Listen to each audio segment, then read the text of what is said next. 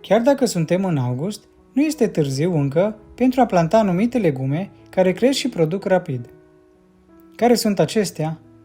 Eu plantez mereu castraveți cel târziu în luna august, în special cei de soi mic, cornicon, pentru a-i pune la borcan murați, mai apoi la toamnă.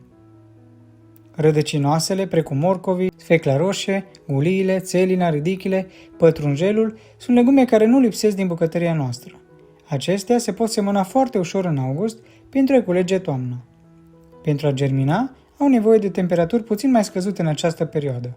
Temperatura perfectă pentru germinarea morcovilor este între 20 și 26 de grade. Pentru a fi sigur că semințele rămân mereu umede în această perioadă de secetă, eu folosesc un truc. Odată ce am semănat morcovii și celelalte rădăcinoase, acopăr rândul cu o scândură pentru a menține solul mereu umed și temperaturile mai scăzute.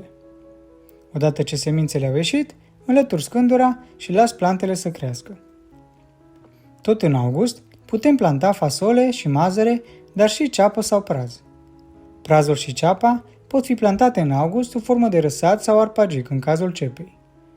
Acestea rezistă și înghețului, de aceea pot fi consumate pe toată durata iernii, atâta timp cât nu sunt temperaturi de minus 20 de grade pentru un timp îndelungat. Ca să le protejăm mai bine de temperaturile scăzute, putem să le acoperim cu un strat de mulci. Putem semăna și verdețuri precum salata, spanacul și chel.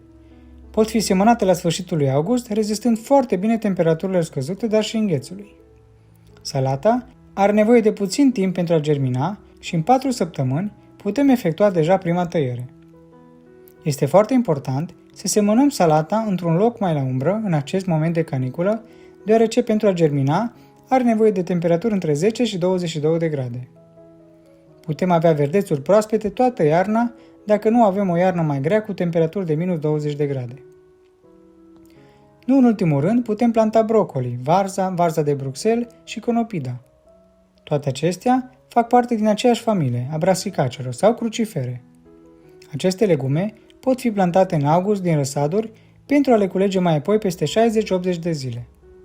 Rezistă foarte bine la temperaturile scăzute, iar varza de Bruxelles, de exemplu, are nevoie de un timp mai îndelungat pentru a fi recoltată, între 80 și 100 de zile.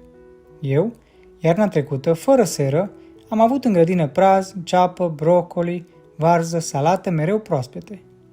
Chiar dacă a înghețat, acestea au supraviețuit și gustul lor a fost și mai bun. Dacă ești interesat să vezi ce îngrășământ natural folosesc pentru a avea brocoli și morcovi mari și sănătoși, dă click pe videoclipul următor.